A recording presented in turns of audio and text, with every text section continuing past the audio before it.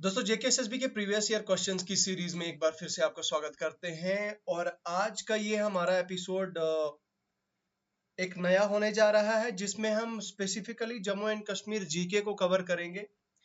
देखो यार, Jammu and Kashmir GK का एक ऐसा पोर्शन है, इसका अगर हम प्रीवियस ट्रेंड देखें तो जेकेएसएसबी बहुत सारे ऐसे पेपर्स में इसमें से 8-8 10-10 क्वेश्चन भी पूछती है।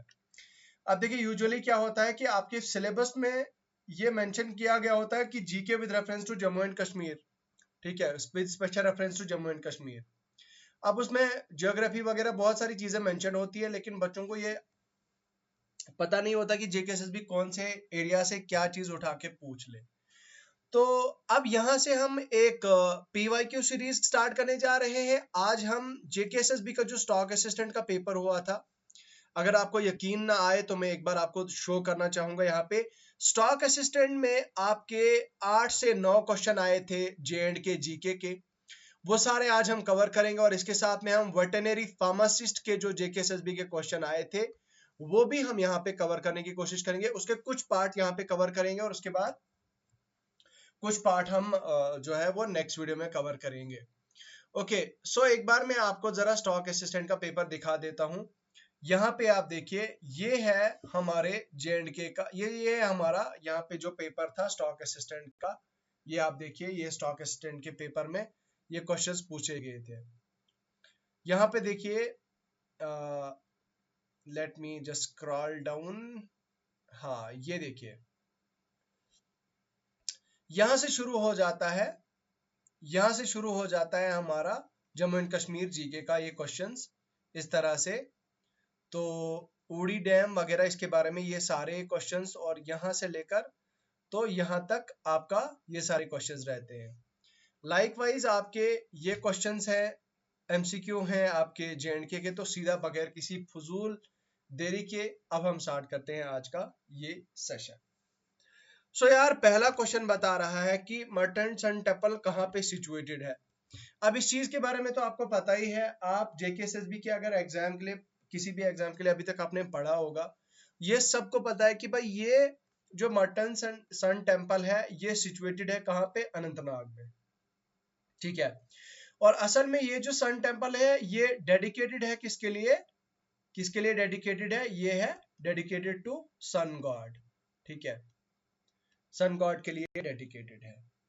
उसके अलावा देखो, जरा हम कोशिश करेंगे यहाँ पे ना क्वेश्चंस को पूरा पोस्टमार्टम करने की कोशिश करेंगे, जितना निचोड़ सकते हैं, जितनी इंफॉर्मेशन निकल सकती है उतनी हम निकालने की कोशिश करेंगे।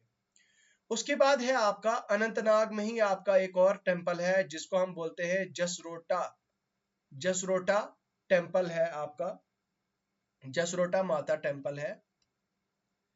जसरोटा माता टेम्पल आपकी जो आपका जो अनंतनाग डिस्ट्रिक्ट है वहां पे है। और जो दुर्गा, श्री दुर्गा माता जी हैं, दुर्गा माता जी, उनके लिए डेडिकेटेड है जसरोटा माता टेम्पल। उसके बाद तीसरा जो आपका टेम्पल है यहाँ पे माता बाला सुंदरी टेम्पल है। यहाँ पे आपका माता बाला सुंदरी टेम्पल है, ठीक है। और वो कहाँ पे है, नगरी परोल में है। वो बाला श्री माता बाला सुंदरी के लिए जी के लिए डेडिकेटेड है।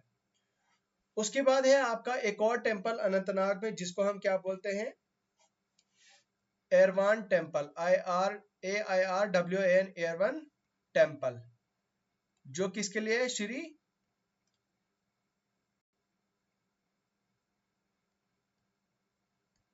लॉर्ड शिवाजी के लिए डेडिकेटेड है, ठीक है, लॉर्ड शिवाजी के लिए डेडिकेटेड है।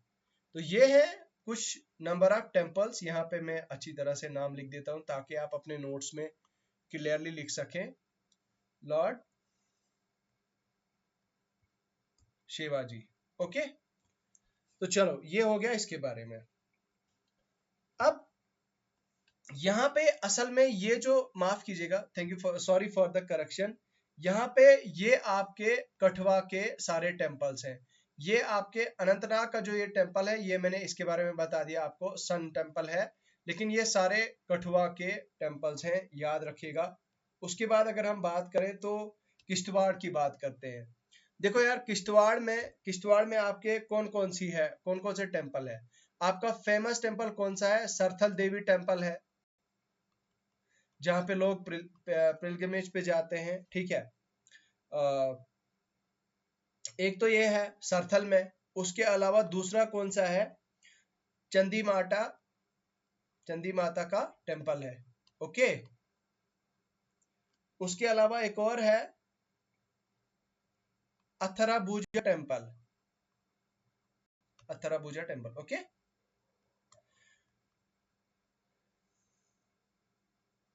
ओके, उसके बाद ये हो गया हमारा किश्तवाड़ के बारे में।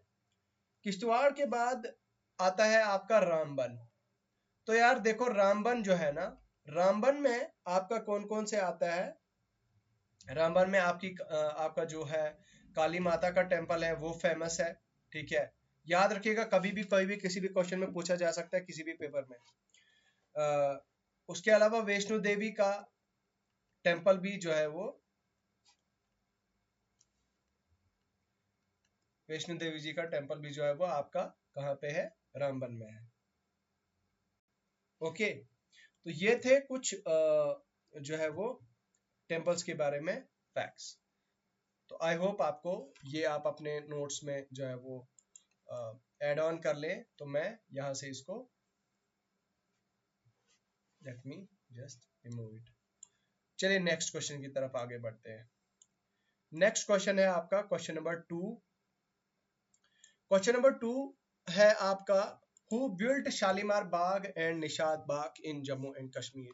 यह भी आपका स्टॉक असिस्टेंट के पेपर में 2024 में पूछा गया है। तो भाई बताओ, किस बादशाह ने निशात बाग और शालीमार बाग बनाए हैं जम्मू एंड कश्मीर में? देखो, अगर बात की जाए तो सबसे पहले हम अगर अकबर की बात करें तो अकबर का जो टेन्योर है, अकबर का टेन्योर हमारा यहाँ पे वो कब स्टार्ट हुआ था? 1556 से लेकर 1605 तक, ठीक है। अब ये इतना ज्यादा इंपॉर्टेंट नहीं है, लेकिन स्टिल आप को जो है वो अगर पता है तो बहुत अच्छी बात होगी। अब अकबर को हम थर्ड मुगल एम्पायर भी कहते हैं। ये थर्ड मुगल एम्पायर थे, जिन्होंने कश्मीर को एनेक्स किया। कब? 1586 में। 1586 में इन्होंने कश्मीर को एनेक्स किया, ओके। उसके बाद क्या चीज है कि असल में जब अकबर ने कश्मीर को एनेक्स किया था, इनको कंपनी मिली थी किसकी? भगवान दास जो उनके एक जनरल, एक ट्रस्टेड जनरल थे, उनके जो है वो हेल्प से, और जिसे मैनेज किया गया था किसके जरिए से? आपके मिर्जा कासिम खान, ठीक है। तो उसके बाद ये बताया गया है कि अगर हम बात करें, ठीक है, this is about with respect to Jammu and Kashmir. Jahangir के बारे में क्या है? अब जहांगीर का जो टेन्योर था वो 1605 से लेकर 1627 तक चला था। अब इनके टाइम पे ये कौन था? ये बेटा था। ये कौन थे? ये बेटे थे अकबर के, और उनके सक्सेसर भी थे ऑब्वियसली। असल में जहांगीर को कश्मीर के साथ बहुत ज्यादा लगाव था, कश्मीर के साथ बहुत ज्यादा मोहब्बत थी। तो वो कश्मीर को, असल में उन्होंने कश्मीर को क्या कहते थे? पैराडाइज ऑन अर्थ, ठीक है। वो कश्मीर को क्या कहते थे? वो कश्मीर को पैराडाइज ऑन अर्थ कहते थे। उसके बाद उन्होंने ही ये सारे जितने भी गार्डन्स वार्डन्स है, इसका आंसर यहाँ पे ये हो जाएगा, उन्हें ये सारे गार्डन वार्डन जितने भी थे ये यहाँ पे जहांगीर ने बनाए थे, ठीक है। उसके अलावा बोलता है कि कल्चरल में अगर हम बात करें कि हैंडीक्राफ्ट्स में उनका काफी ज्यादा रोल रहा है, ठीक है। हैंडीक्राफ्ट्स जो कश्मीर के हैं, उनको इन्हांस करने में, उनको हैंडीक्राफ्ट्स को, आर्ट्स को, आर्किटेक्चर को, ठीक है, तो हेरिटेज में भी उनका जो है वो काफी ज्यादा रोल रहा है जहांगीर का। उसके बाद अगर हम बात करें यार शाहजहां का, तो शाहजहां का रहा था 1628 से लेकर 1658 के बीच में टेन्योर रहा था इनका। अब शाहजहां के बारे में आपको क्या पता है कि भाई ऑब्वियस सी बात है, ये तो सबको पता है कि ताजमहल उन्होंने बिल्ड किया था, ठीक है, आगरा में। ओके, तो अब वो किनके बेटे थे? वो जहांगीर के बेटे थे। शाहजहां किनके बेटे थे? जहांगीर के बेटे थे। उसके अलावा और क्या चीज इसके बारे में, तो उनका खास इतना ज्यादा यहाँ पे हमारे कश्मीर में उतनी ज्यादा कोई वो नहीं है। उसके अलावा अगर हम औरंगजेब की बात करें, तो औरंगजेब जो है वो 1658 से लेकर 1707 में 7 तक इनका दौर रहा है। वो काफी ज्यादा खतरनाक माने जाते थे, काफी ज्यादा खतरनाक एम्परर माने जाते थे। उनकी जो मिलिट्री कैंपेन्स थे और ऑर्थोडॉक्स पॉलिसीज की जो थी उनकी, उसकी वजह से जो है वो काफी ज्यादा फेमस थे। और उनकी जो रिलीजियस पॉलिसीज थी वो काफी ज्यादा स्ट्रिंजेंट थी, काफी ज्यादा स्ट्रिक्ट थी, ठीक है, काफी ज्यादा स्ट्रिक्ट थी। तो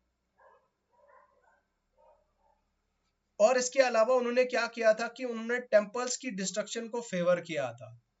यानी कि वो एक, अगर आप कहें तो एक सेक्युलर शहंशाह नहीं थे, सेकुलर किंग नहीं थे। वो काफी ज्यादा इस चीज पे वो करने वाले नहीं थे। सो इसका आंसर हो जाएगा आपका ऑप्शन बी। नेक्स्ट क्वेश्चन है आपका, ये ही आपके जेकेएसएसबी में के स्टॉक असिस्टेंट में पूछा गया कि भाई बोलो purple revolution in Jammu and Kashmir is associated with. तो जो पर्पल रेवोल्यूशन है जेएंडके में, ये किसके साथ जो है वो एसोसिएटेड है? ऑप्शन ए है आपका मेज, ऑप्शन ए है आपका मेज, उसके अलावा ऑप्शन बी है सैफरन, सी ब्रिंजल, और तीसरा चौथा है लेवेंडर। देखो यार, असल में जो लेवेंडर है ना, लेवेंडर, यहां पे मैं आपको बताता हूं, जो लेवेंडर है, लेवेंडर को इंट्रोड्यूस किया गया था by Indian institute of medicine, IIM के जरिए से इंस्टीट्यूट मतलब इंट्रोड्यूस किया गया था जम्मू डिवीजन में। कहां पे? हमारे डिस्ट्रिक्ट डोडा में, ठीक है, डोडा के कहां पे? भदरवा में। तो इंडिया की, और जो हमारे इंडिया की बर्थ प्लेस बनी किस चीज की? Birth place of purple revolution, ठीक है। उस टाइम पे हमारे जो साइंस एंड टेक्नोलॉजी के जो मिनिस्टर थे श्री जतेंद्र सिंह सर, तो उन्होंने विजिट किया था यहाँ पे। अब इसके अलावा अगर हम बात करें तो इसका आंसर हो जाएगा ये। लेकिन अगर हम और एडिशनल इंफॉर्मेशन जानने की कोशिश करें, तो क्या आपको पता है कि ग्रीन रेवोल्यूशन किसके साथ एसोसिएटेड है? What do you know about green revolution? तो इसमें बात की गई थी किसके बारे में? एग्रीकल्चरल प्रोडक्टिविटी के बारे में। किसके बारे में बात की गई थी?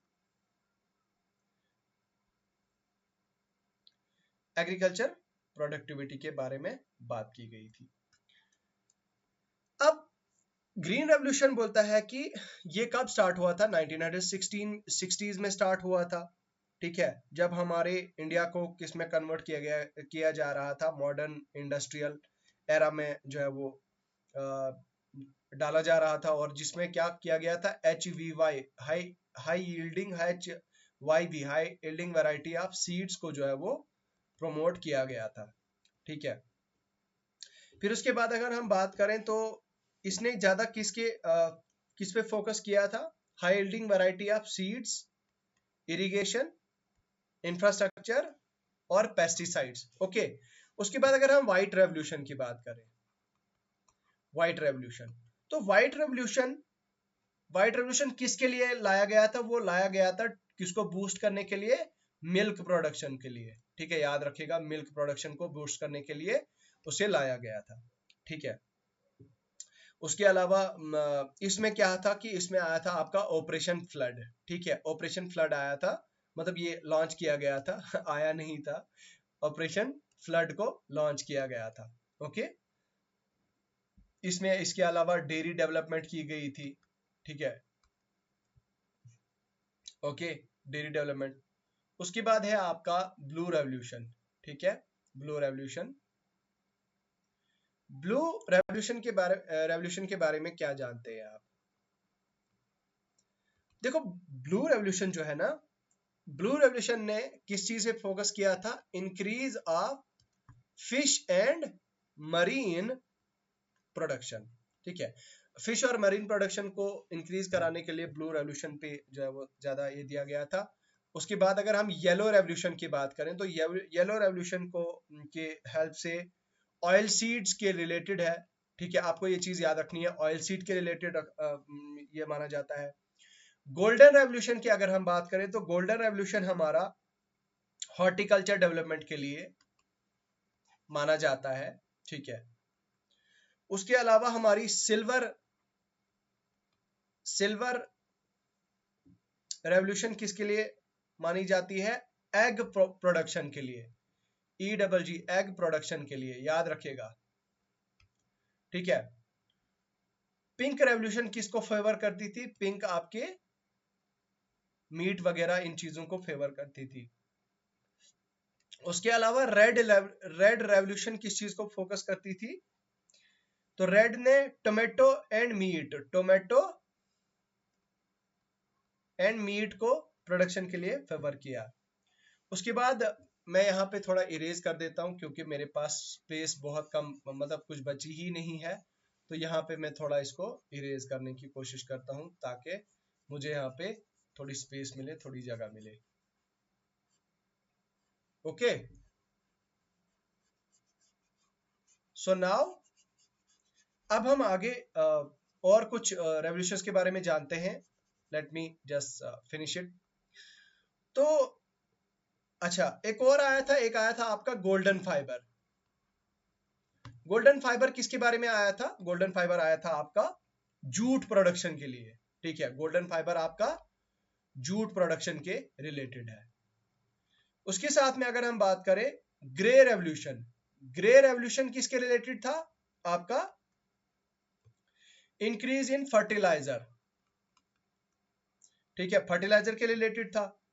उसके बाद अगर हम बात करें राउंड रेवोल्यूशन, ठीक है, राउंड रेवोल्यूशन किसके रिलेटेड था? आपका पोटैटो प्रोडक्शन, ठीक है, ओके।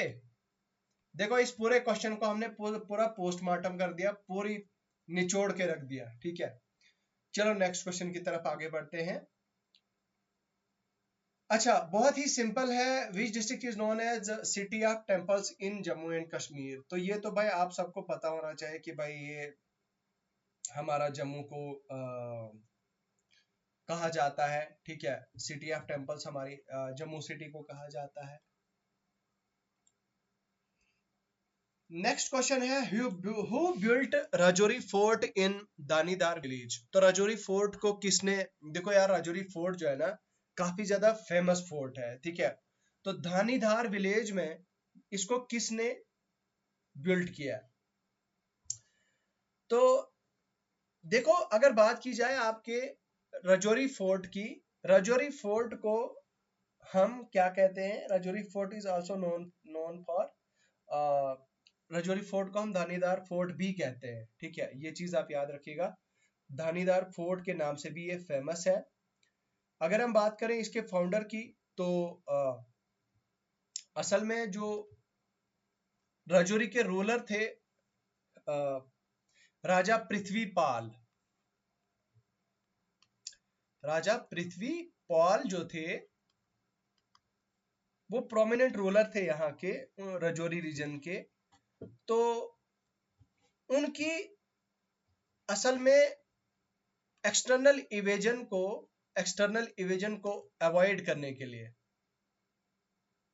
ठीक है, एक्सटर्नल इवेजन को यानी कि एक्सटर्नल खतरे से बचने के लिए उन्होंने इस फोर्ट को बनाया था, जिस फोर्ट का नाम क्या कहा गया था, जिस फोर्ट का नाम क्या था, दानी राजौरी फोर्ट, और जिसे दानीदार फोर्ट कहा जाता है।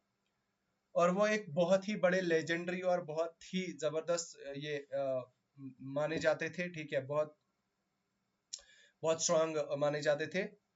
उसके अलावा हम राजा जाम्बू लोचन के बारे में कुछ फैक्ट्स डिस्कस करें तो राजा जाम्बू लोचन को ट्रेडिशनली क्या कहा जाता है, founder of city of Jammu, ठीक है, सिटी ऑफ, राजा जाम्बू लोचन जी को क्या कहा जाता है, founder of city of Jammu. तो इन्होंने साल 14th सेंचुरी में इस जम्मू सिटी को का फाउंडेशन दिया, फाउंडेड दिस सिटी जम्मू। उसके अलावा इन्हें लेजेंड ऑफ जम्मू भी कहा जाता है, इन्हें लेजेंड ऑफ जम्मू के नाम से भी जाना जाता है, ठीक है, इन्हें लेजेंड ऑफ जम्मू के नाम से भी जाना जाता है। एक बहुत ही पॉपुलर स्टोरी आपने सुनी होगी कि राजा जाम्बू लोचन जी क्या कर रहे थे कि एक बार शिकार करने गए थे। उन्होंने देखा था कि भाई एक बार एक बकरी और एक शेर जो है वो एक साथ पानी पी रहे थे तावी रिवर पे। अब इस चीज को देखने के बाद वो काफी ज्यादा, मतलब उनका दिल पिघल गया था, ठीक है। फिर उन्होंने सेटलमेंट यहीं पे बना दी और एक्चुअली फिर उन्होंने विच लेटर बिकेम जम्मू, फिर ये यहाँ पे बाद में क्या बना, जम्मू बना। तो उसके अलावा अगर हम बात करें हजरत नूरुद्दीन वली साहब रहमतुल्लाह अलैह, ठीक है, तो हजरत नूरुद्दीन वली साहब को नंद ऋषि भी कहा जाता था, नंद ऋषि भी कहा जाता था, ठीक है, नंद ऋषि के नाम से भी फेमस है। ये एक सूफी सेंट थे, ये हजरत सूफी सेंट थे जो एक कश्मीर के एक मिस्टिक पोइट भी माने जाते थे, और जिन्होंने जो साल 1377 में जन्म दिया था, कहां पे, कोइमा कोइमो कुलगाम में, ओके, कुलगाम में। तो वो रेशी ऑर्डर के फाउंडर थे, वो उन्होंने इस्लामिक टीचिंग को काफी ज्यादा बढ़ावा दिया था, ठीक है। नूरुद्दीन वली साहब की कंट्रीब्यूशन लिटरेचर में भी काफी है, रेशी नामा उनकी उनका एक कश्मीरी लिटरेचर है, वो काफी फेमस है, ठीक है। और उनका उसके अलावा हजरत नूरुद्दीन वली साहब रहमतुल्लाह अलैह का स्पिरिचुअल इन्फ्लुएंस भी काफी ज्यादा रहा है, ठीक है। और उनकी जो दरगाह है वो कहाँ पे है, याद रखेगा, वेरी इंपॉर्टेंट, आपके एग्जाम में कभी भी पूछ सकता है। तो उनकी जो श्राइन है वो कहाँ पे है, वो है आपके बडगाम में। और बडगाम में उस श्राइन का होली श्राइन का नाम क्या है, चारे शरीफ, CHAR, चारे शरीफ, ओके। तो हजरत की जो ये श्राइन है, हजरत की श्राइन का नाम क्या है, चारे शरीफ है, okay. Now let's move to the next question. असल में जो आंसर है आपके क्वेश्चन का वो है आपके यहां पे मैंने आपको बता दिया। What was the question, the question was who built Rajouri fort in Danidar village. तो the answer is Raja Prithvipal, okay. तो अच्छा, मियां हाथू जी के बारे में हमने नहीं पढ़ा, मियां हाथू जी के बारे में, ठीक है, will discuss about it in next options, वो हम बाद में आगे बात करेंगे, इनके बारे में एक लॉन्ग डिस्कशन होगी। उसके बाद है आपका which temple is known as Chhota Kashi, ठीक है। यहां पे देखिए क्वेश्चन नंबर 6 है आपका, which temple is known as Chhota Kashi. तो ऑप्शन ए है आपका, ऑप्शन ए इज फिरको टेम्पल, रणबीश्वर टेम्पल, उसके अलावा है आपका पुरमंडल टेम्पल, और पंचवेदकार टेम्पल। तो what will be the right answer for this question? तो असल में अगर देखा जाए तो छोटा काशी जो है वो इसका आंसर यहाँ पे, let me just check it out.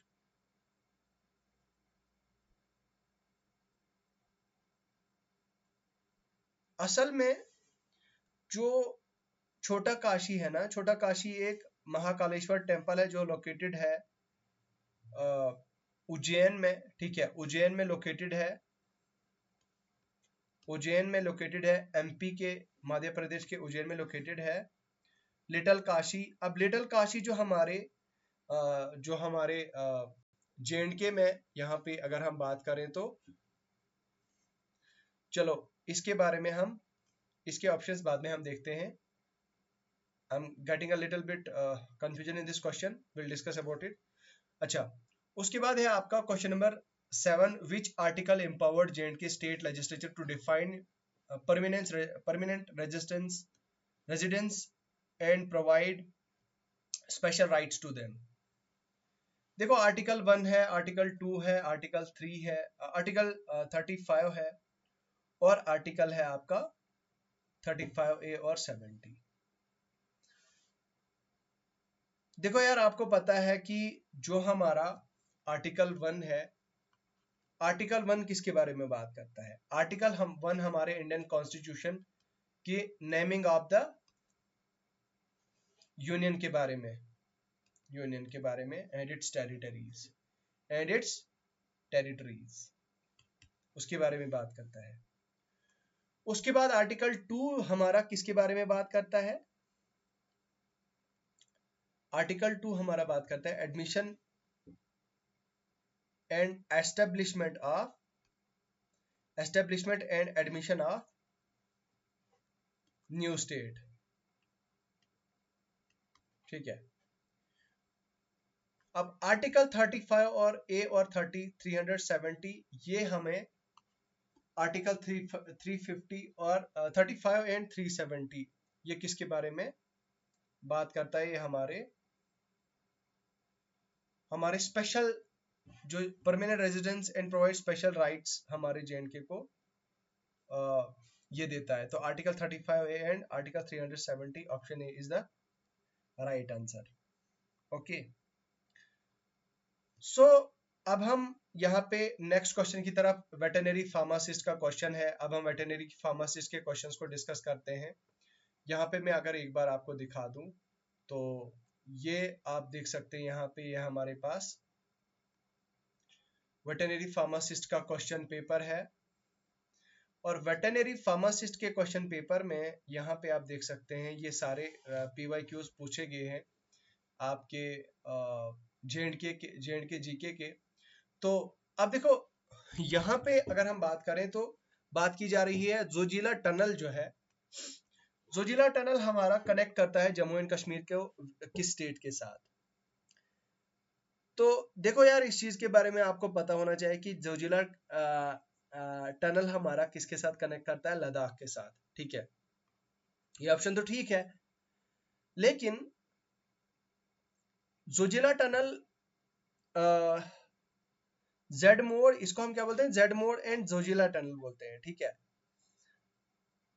असल में अगर हम इंपॉर्टेंट यहाँ पे फैक्ट्स अगर और डिस्कस करें हम कुछ, तो सबसे पहले आता है आपका, क्या आपको पता है कि श्यामा प्रसाद मुखर्जी टनल ये कहाँ पे लोकेटेड है? ये चिन्हैनी नाचरी टनल है, ठीक है। और ये ना सिर्फ इंडिया का लॉन्गेस्ट टनल है बट एशिया का लॉन्गेस्ट बाई डायरेक्शनल, एशियाज क्या है? लॉन्गेस्ट बाई डायरेक्शनल टनल है, ठीक है। याद रखिएगा, बहुत इंपॉर्टेंट फैक्ट है। अच्छा, ये कहाँ पे लोकेटेड है? इसकी लोकेशन भी आपको पता होनी चाहिए। हमारे जो श्यामा प्रसाद मुखर्जी टनल,